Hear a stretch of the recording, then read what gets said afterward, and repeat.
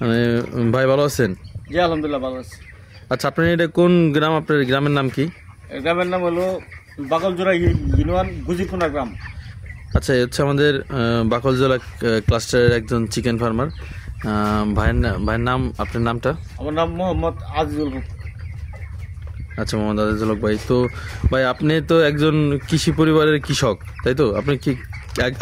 আপনি তো মুরগি পালনের সাথে সাথে কৃষি কাজও করেন, তাই না? জি জি কৃষিকাজ। তো আপনাদের দৈনন্দিন জীবন কিভাবে শুরু হয়? মানে আপনারা সকাল থেকে শুরু করে রাত পর্যন্ত এই পশুপালন থেকে শুরু করে ধান কাটা কিংবা মাঠে কাজকাম করা, কি কি কাজকাম করেন সকাল থেকে শুরু করে একটু যদি বলতেন। সকালে আমরা ইনশাল্লাহ ফজর নামাজ করি, ফজর নামাজ করে আমরা এই গরু বাইর করি, তারপরে কিছু ছাগল আছে এগুলো করি। আচ্ছা, তারপরে ফিশার দেশ আমাদেরকে 1000 মুরগি দিয়েছে, এই মুরগির কাজ করি, মুরগিরা খাবার দিই, এই মুরগিরা পানি দিই, দেওয়ার পরে এই গরুর ঘাস কাটি জায়গা। এরপরে কিছু এই দান আছে, এই দানগুলা দেখি। এরপরে পাশাপাশি আমার আরেকটা কর্ম আছে, আমি কিন্তু আবার মিস্ত্রি, কাঠ মিস্ত্রি কাজ করি।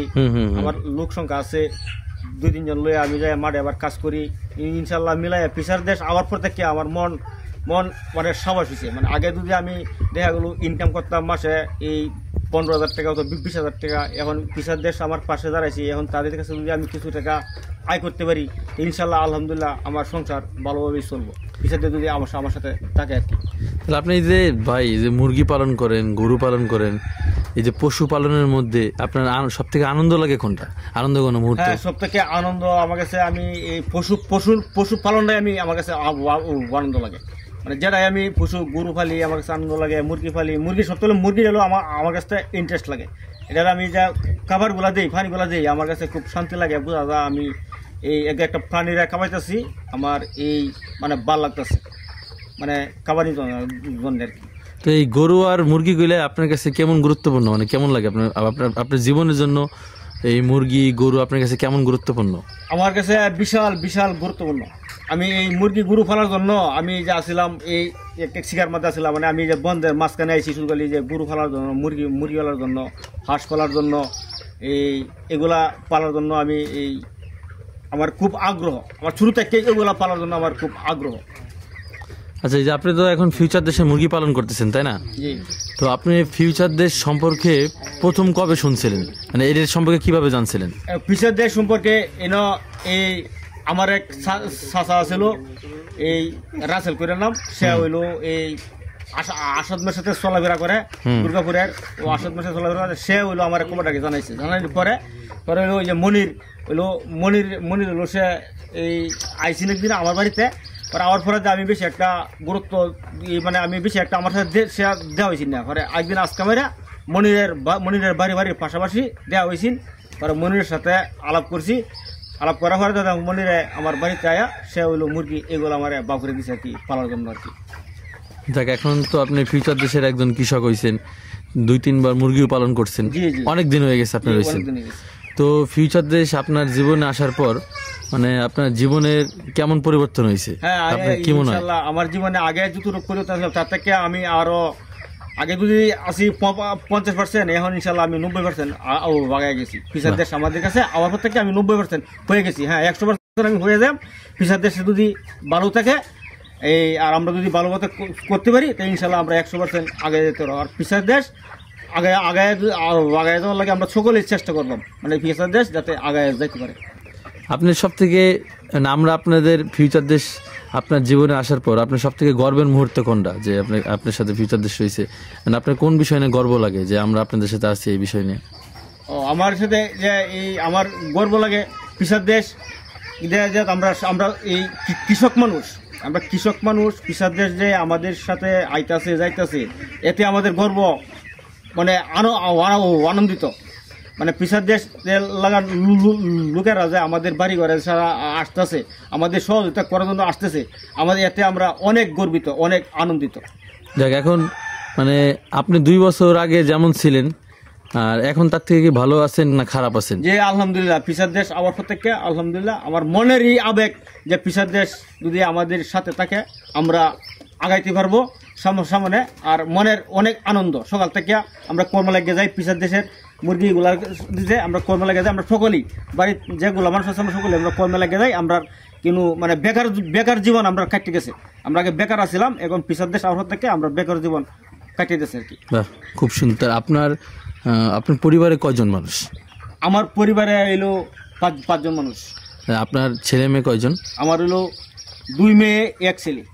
আচ্ছা আচ্ছা, সুন্দর। তো আপনি তো জানেন যে ফিউচার দেশের সঙ্গে যদি আপনি থাকেন, আপনাদের ছেলে মেয়ে যদি পড়াশোনা করে বা ওরা যেই কাজের জন্য এক্সপার্ট থাকবে, উপযোগী থাকবে, ভবিষ্যতে আপনি আমাদের সাথে থাকলে, আমরা ঠিকঠাকভাবে রান করতে থাকলে ভবিষ্যতে আমরা ওদেরও সুযোগ সুবিধা অনেক ব্যবস্থা করে দিতে পারবো।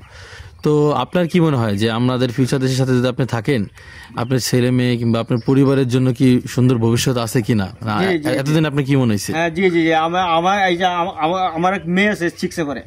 6 পড়ে। আমার মেয়েটা পাশাপাশি প্রাইভেট পড়তেছে, স্কুলে পড়তেছে।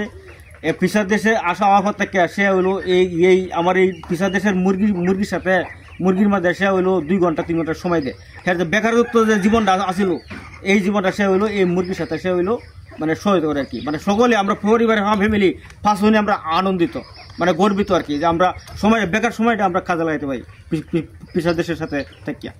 আশা করি ভবিষ্যতে আমি না তার ফলে আমার পোলাহান আছে, হেরাও মানে ফিচার দেশের সাথে যতটুকু সহায়তা করার দরকার হেরার অতটুকু হেরা করবে আর কি। আমার এটা সম্ভাবনা আর কি 100 থেকে 100%। ফিচার দেশের সাথে আমাদের পোলাহানও থাকবে, যতদিন ফিচার দেশ আছে আমাদের পোলাহানও সহায়তা করবে। সুন্দর। এখন আমাদের এই মুরগি কিংবা চিকেন, কাউ, গরু যেটাই বলেন, এটা তো কেউ না কেউ বিনিয়োগ করছে, আপনাকে দিছে। আমাদের ইনভেস্টার সাহেবরা আছে, আমাদের ডিরেক্টর সাহেবরা আছে, তারপরে অনেকেই আছে এখানে, মানে আমাদের মতো কৃষকদের যারা মানে আমাদের পাশে থাকে এত এই উন্নতি সাধনগুলো করার সুযোগ করে দিতেছে। তো তাদের উদ্দেশ্যে আপনি কি কোনো কথা আছে, যারা বিনিয়োগ করতেছে কিংবা যারা আপনার পাশে থাকতেছে এইভাবে, যারা ইনভেস্টররা ইনভেস্ট করতেছে ইউকেতে, বাংলাদেশে, তাদের উদ্দেশ্যে কোনো কথা যদি থাকে আপনার মনের মধ্যে, আপনি বলতে পারেন, বলেন। তাদের উদ্দেশ্যে কথা তাদের তো যে আমরা যে খাটাখাটনি করতেছি, তারাও আমাদের থেকে তারা ইনশাল্লাহ যথেষ্ট চেষ্টা করতেছে যে পিছাদের যাতে আগ্রহে যাতে যাইতে পারে। তাদের বিরুদ্ধে আমার কোনো কমপ্লেন বলতে নাই। কমপ্লেন না, আমি যারা চাইতেছি তাদের কাছে তারা খুশ খবর আমাদের সবসময় রাখতেছে, সবসময় খুশ করার কাছে আমার কুম্বালা কুন্ডা শট আমার পুরা ফ্যামিলি দায়িত্ব ইনশাল্লাহ হেরা নেওয়ার চেষ্টা করতেছে পিছার দেশে। তো আপনি তো একজন কৃষক ভাই, হ্যাঁ? জি।